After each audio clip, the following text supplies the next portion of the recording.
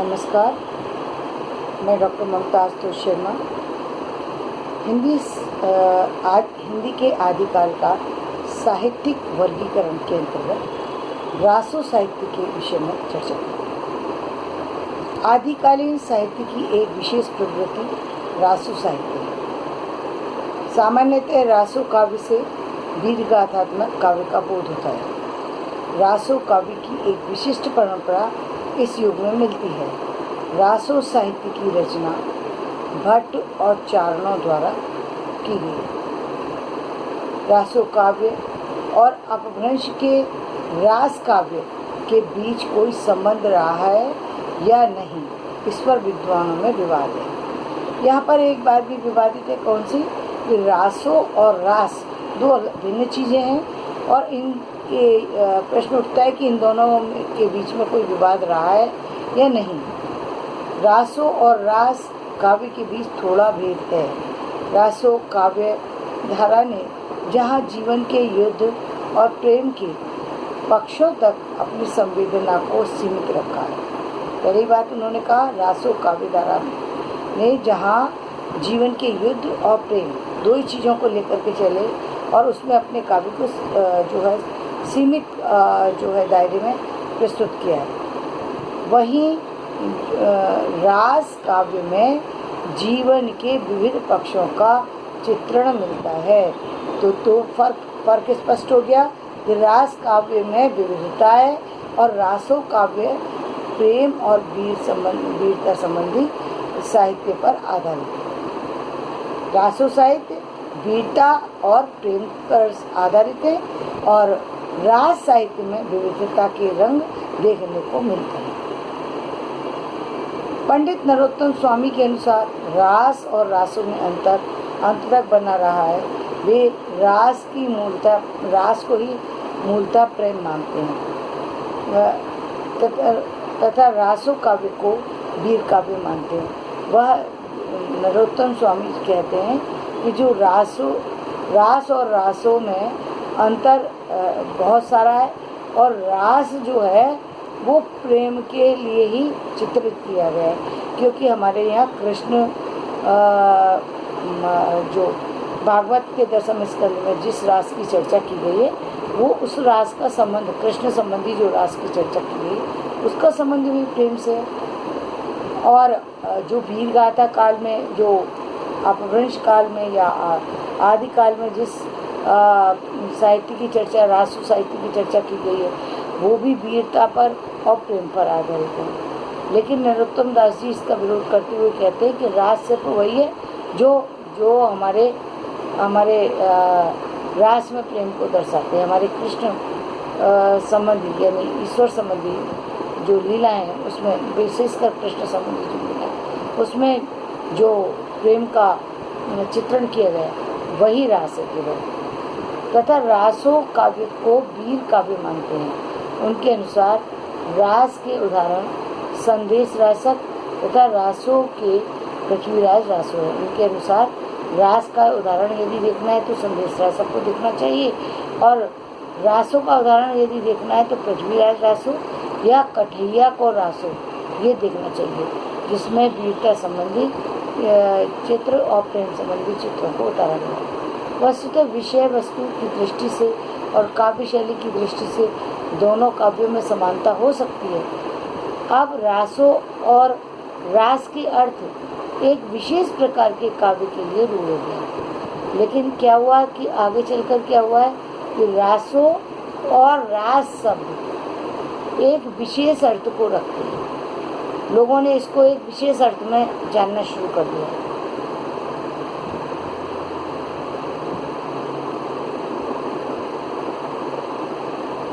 रास काव्य में जैन कवियों के द्वारा लिखे हुए रासक ग्रंथ और संदेश रासक जैसे काव्य आते हैं।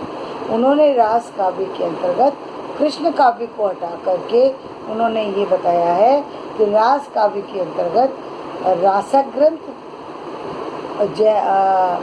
जैन कवियों द्वारा लिखे गए रासक ग्रंथ और संदेश रासक लिखे हुए, यानी उन्होंने कृष्ण साहित्य को पूरी तरह से हटा दिया, जबकि कृष्ण साहित्य रास का एक सबसे मुख्य प्रमुख जो है वो उदाहरण है।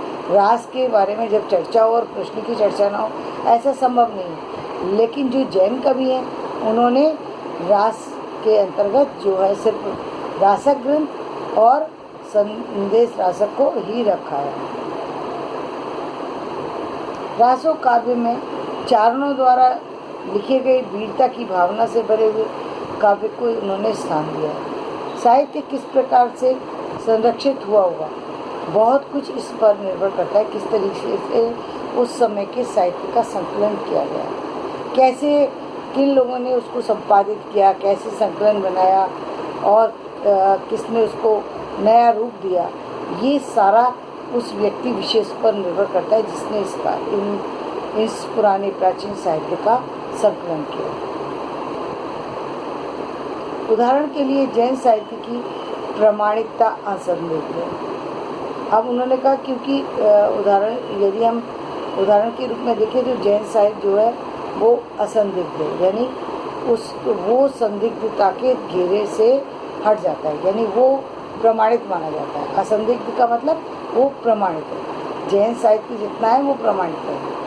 और क्यों प्रमाणित है कि जैन साहित्य कारों ने अपने साहित्य को सुरक्षित बना करके रखा, उसकी सुरक्षा की, इसलिए वो प्रमाणित है। असंदिग्ध का मतलब वो ग्रंथ जो हैं जैन साहित्य में लिखे गए प्रमाणित है, क्योंकि धार्मिक संरक्षण के कारण इसकी पांडुलिपि मठों में पीढ़ी दर पीढ़ी सुरक्षित रह सकें। इसका कारण क्या है कि मठों के अंतर्गत, जैन मठों के अंतर्गत ये इसकी जो प्रतियां हैं वो सुरक्षित रखी गई हैं। रासो साहित्य की रचना चारणों द्वारा होती थी जो राजाश्रय में रहते थे।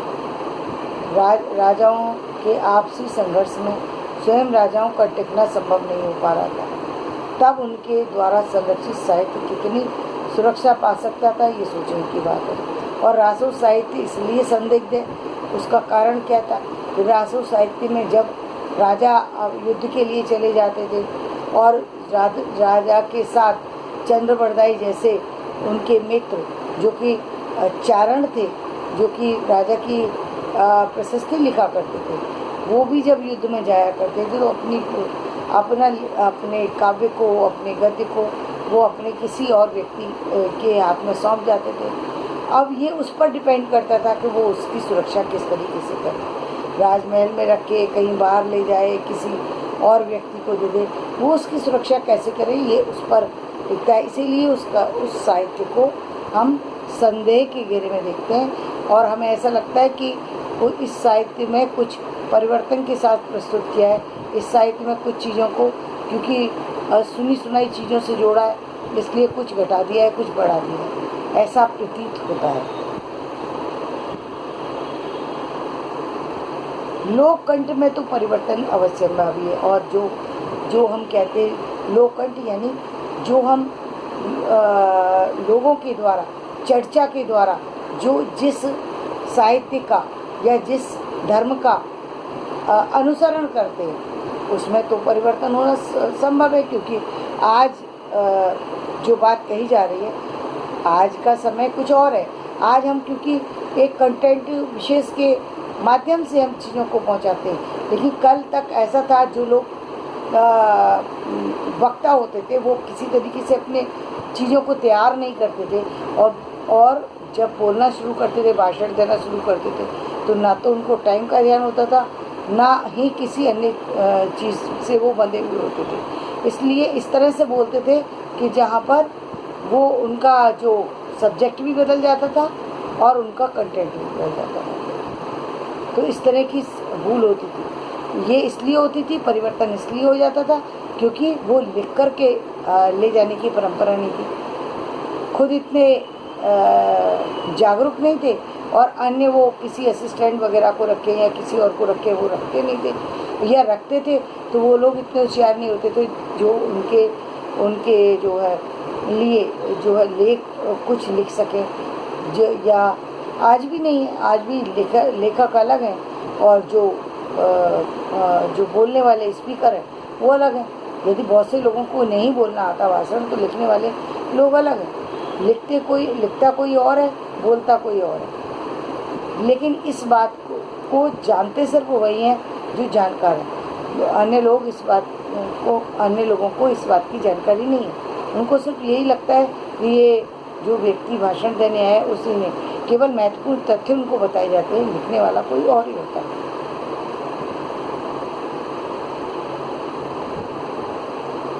तो ऐसे में जब हम जो है इस तरीके की भाषण या इस तरीके की चर्चा, धार्मिक चर्चा के द्वारा या साहित्यिक गोष्ठी के द्वारा जब हम किसी बात को सुनते थे तो उसका भूल जाना, उसमें परिवर्तन हो जाना। जब हम उदाहरण के लिए देख सकते हैं 2 घंटे पहले कोई बातचीत को भूल सकते हैं, तो इतनी बड़ी विशेष बात को जो कि कहीं किसी रहस्य को छुपाई हुई, किसी विशेष तथ्य पर आधारित है, उसको भूल जाना तो स्वाभाविक है। Excuse me. तो ऐसा हो जाना संभव था।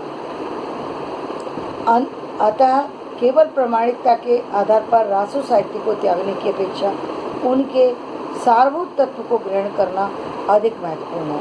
इसीलिए तो आचार्य शुक्ल ने लिखा था, जो कुछ पुराने काव्य जैसे बीसलदेव रासो, पृथ्वीराज रासो आजकल मिलते हैं वे संदेह हैं। इसीलिए जो शुक्ल जी ने लिखा कि जो साहित्य हमें मिला है वो संदेह के घेरे में है। अब देखिए, उन्होंने जो वैसे यहाँ पर शुक्ल जी ने प्रत्यक्ष में नहीं कहा, लेकिन जो जिसकी चर्चा की है वो वही है जो वूलर के द्वारा मिली है कृति, जो पृथ्वीराज विजय के नाम से जानी जाती है। उस कृति का ही यहाँ पर जिक्र है। इस तरह की और अन्य कृतियाँ तो बीसलदेव रासो वगैरह उसके संदर्भ में और कोई कृति तो प्राप्त नहीं हुई, तो सिर्फ पृथ्वीराज के संदर्भ में प्राप्त हुई है और इसीलिए उस पर संदेह की दृष्टि रखी गई है, जबकि संदेह करना ही नहीं चाहिए। सारी चीज़ें जब स्पष्ट है तो संदेह करने की गुंजाइश स्पष्ट ही नहीं है। लेकिन कभी कभी हम जो है स्पष्ट चीज़ों को अनदेखा कर देते हैं और व्यक्ति के विवाद में फंसकर उन चीज़ों को भूल जाते हैं जिन तथ्यों पर हमें ध्यान देने की आवश्यकता है। इसी संदिग्ध सामग्री को लेकर थोड़ा बहुत विचार हो सकता है, उसी पर हमें संतोष करना पड़ता है। रासो साहित्य की रचना जनमानस की सहज अभिव्यक्ति का परिणाम नहीं है। रासो साहित्य सावंती समाज की उपज है, इसलिए रासो साहित्य की कथानक की बनावट भी सामंतों के मनोनुकूल है। केंद्रीय सत्ता के अभाव में सामंतों की क्षेत्रीय ताकत के बीच अधिक संघर्ष हुए थे। रासो साहित्य उसी की कहानी कहता है। उसमें से कवि ने प्रेम प्रसंग की संभावना के लिए जगह खोज ली। रासो काव्य परंपरा में दूसरे काव्य प्रकार की रचना वीर गीत के रूप में मिलती है। बीसलदेव रासो और परमाल रासो वीर गीत हैं। इसके अलावा जो रचनाएं मिलती हैं पृथ्वीराज रासो के अलावा बीसलदेव रासो, परमाल रासो, ये सिर्फ वीरता का ही इसमें चर्चा हुई है। प्रेम संबंधी चर्चा इसके इन ग्रंथों के अंतर्गत नहीं हुई है। गेय काव्य की ये विशेषता है कि उसका निवास लोक कंठ में होता है और साथ ही साथ क्योंकि उस समय ऐसी प्रथा थी कि जितने भी गेय काव्य थे वो सिर्फ लोक कंठ से होकर के आते थे, यानी लौकिक परंपरा से गुजर के आते थे। आज भी आप देखिए जो लौकिक साहित्य है उस साहित्य में जो हमारे गीत लिखे जाते हैं वो गीत पहले बन जाते हैं, लिखे ही बाद में जाते हैं। यानी उन्होंने भगवान का श्रृंगारिक रूप देखा, श्रृंगार पे कोई भी गाने लगता है। क्यों गाने लगता है? क्योंकि छंद उनके अंदर इतने गहरे तक समाये हुए हैं। जिस छंद में वो लिखना, जिस गीत की परंपरा को वो निभाना चाहते हैं, उस गीत की परंपरा को, पद की परंपरा को उन्होंने इतनी बार सुन रखा है कि पद के छंद, पद के ऊपर लिखना उनके लिए बहुत सामान्य हो गया। सोरठा लिखना उनके लिए बहुत सामान्य हो गया। सवैया लिखना उनके लिए बहुत आसान हो गया। दोहे लिखना उनके लिए बहुत आसान है। इसी तरीके से क्योंकि उन्होंने इतना अधिक सुना है दोहों को कि अब उनके लिए दोहे कोई छंद याद करने की ज़रूरत नहीं है। दोहे और सोरठा में क्या अंतर है? तो ये इन चीज़ के अंतर को समझने और समझाने की ज़रूरत नहीं है। साहित्य की घुसपैठ की उनके लिए ज़रूरत नहीं बचती। वो तो सिर्फ इतना सुन चुके हैं कि अपने आप ही दोहा बोलने लगते हैं। जैसे उर्दू में अपने हर व्यक्ति शायरी करने लग जाता है। जिसने शायरी जो उर्दू को जानता है या उर्दू के टच में है, या जो शायरी थोड़ी बहुत जिसने सुन रखी है, उसको फिर शायरी के लिए किसी उर्दू जानने की ज़रूरत नहीं है, किसी उसकी विशेष जानकारी की ज़रूरत नहीं है। सामान्य जो समाज के अंदर जो शायरी करने वाले हैं या दोहे लिखने वाले हैं, या जो पद लिखने वाले हैं या भजन लिखने वाले हैं, वो किसी छंद के बारे में जानकारी हासिल नहीं करते, वो सिर्फ लिखते हैं, बाद में उनको उसकी जानकारी होती है। इसी तरीके से समाज के अंदर जो गीत लिखे जाते हैं, बहुत सारे लेखक ऐसे हैं, बहुत सारे कवि ऐसे हैं, बहुत सारे अन्य लोग ऐसे हैं जो साहित्य पहले लिख लेते हैं, काव्य पहले लिख लेते हैं, उपन्यास पहले लिख लेते हैं, उपन्यास की विशेषताओं को बाद में समझते हैं, कविता पहले लिख लेते हैं, खंड काव्य, मुक्तक काव्य, महाकाव्य, इन सब के बारे में जानकारी बाद में हासिल करते हैं, नाटक पहले लिख लेते हैं, रूपक पहले लिख लेते हैं, और अन्य विधाओं पर काम पहले कर लेते हैं और बाद में उसकी जानकारी हासिल करते हैं। जब लोग कहते हैं कि इसमें ये त्रुटि रह गई, तब वो उसको समझने की कोशिश करते हैं, क्योंकि उनको वो समाज की पहचान बनते जा रहे हैं, तब वो उसका अध्ययन करते हैं। तो इस तरह ये सारी चीज़ें जो हैं, ये सुनी सुनाई जो चीज़ें हैं उस पर निर्भर हो जाती हैं। समय प्रवाह में भाषा बदल गई, अर्थ बदल गई, लेकिन भाव जो कि त्यों बने रहे। आज भी आला गाने वाले आला की गुणों पर झूमते हुए मिल जाएंगे। आदिकाल में साहित्य धार्मिक साहित्य और चारणों के रचनाओं तक ही सीमित नहीं था। उस समय लोक साहित्य की क्षीण धारा भी सक्रिय थी, यानी हल्की फुल्की जो है लौकिक साहित्य भी उस समय समाज में चल रहा था। लौकिक साहित्य की परंपरा कभी नष्ट होती ही नहीं, क्योंकि जो लोग जानकार हैं वो जानकारी तक जानते हैं और वो अपने साहित्य में मस्त रहते हैं। लेकिन जो सामान्य जनता है वो भी तो साहित्य रचती है, वो भी तो गीत लिख सकती है, लेकिन उनके जो गीत हैं वो गीत जो है पूरे लयबद्ध होते, छंदबद्ध होते, सारी जितनी भी कसौटी हैं साहित्य की उस पर खरे इसलिए उतर जाते हैं क्योंकि उनका अध्ययन कहीं उन लोगों से अधिक है जिन लोगों ने पुस्तकीय ज्ञान प्राप्त किया। पुस्तकीय ज्ञान से अधिक जो है वो जो कहेंगे उसके आप जो हम प्रैक्टिकल में जो अनुभव होता है वो अनुभव उससे अधिक महत्व देता है जो हमने पुस्तकीय ज्ञान प्राप्त किया। यही आप कृषि के अंदर देख सकते हैं, जो लोग पुस्तकीय ज्ञान प्राप्त करके पीएचडी भी करके पहुंचते हैं उनको कृषि के बारे में कुछ जानकारी नहीं है, लेकिन जो लोग कृषि करते आए हैं सालों साल उनको पता है क्या चीज़ सही है क्या गलत है। और यही हालत आज के डॉक्टरों की है। पहले डॉक्टर जो होते थे वो इतना अध्ययन नहीं करते थे, लेकिन बहुत सारी चीज़ें ऐसी थी जिन्हें वो बता दिया करते थे। आज डॉक्टर, बहुत सारे डॉक्टर, ऐसा नहीं है सभी डॉक्टर, लेकिन बहुत अधिक संख्या है ऐसे डॉक्टरों की जिनके पास कोई एक्सपीरियंस नहीं है। हाँ, अब यहाँ पर एक्सपीरियंस की ज़रूरत है, क्योंकि आपने यदि एक्सपीरियंस किसी एक्सपर्ट के अंडर में काम नहीं किया है तो आप काम को सही ढंग से अंजाम नहीं दे सकते। आपको हर चीज़ के लिए एक्सरे की ज़रूरत है, सारे एक्सरे लिखते हैं। जहाँ एक्सरे की ज़रूरत नहीं है वहाँ भी एक्सरे हो रहा है, जहाँ ब्लड लेने की ज़रूरत नहीं है वहाँ भी ब्लड लिया जा रहा है।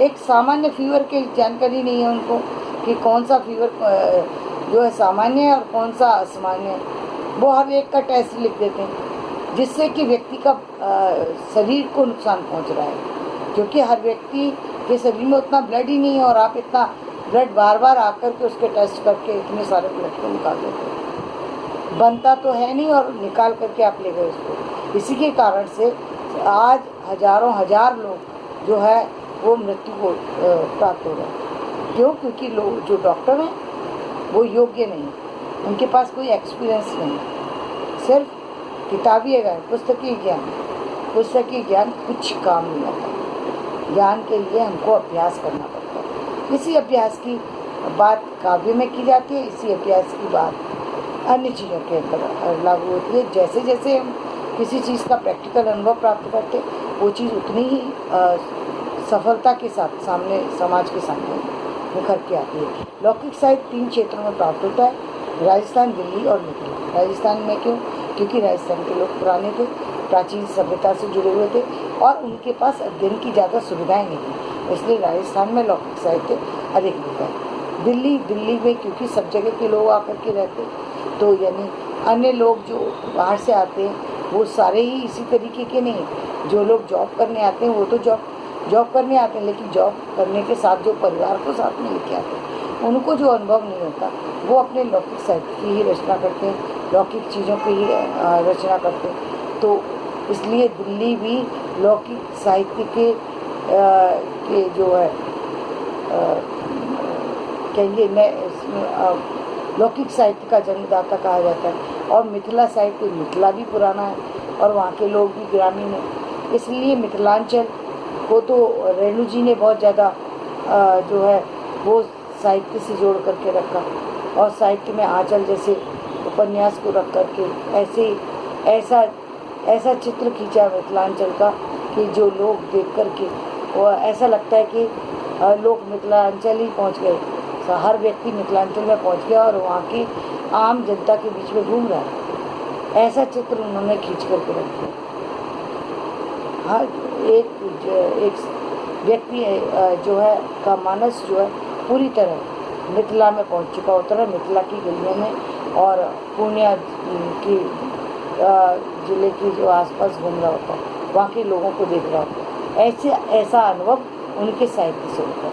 तो ये मिथिला का साहित्य, इन तीनों क्षेत्रों में साहित्यिक में उस काल की लौकिक संवेदना की थोड़ी बहुत झांकी मिल सकती है। इस तरीके से आज मैं इस साहित्य को यहीं विराम देती हूँ। कल सिद्धनाथ और जैन साहित्य को फिर हम प्रारंभ करें।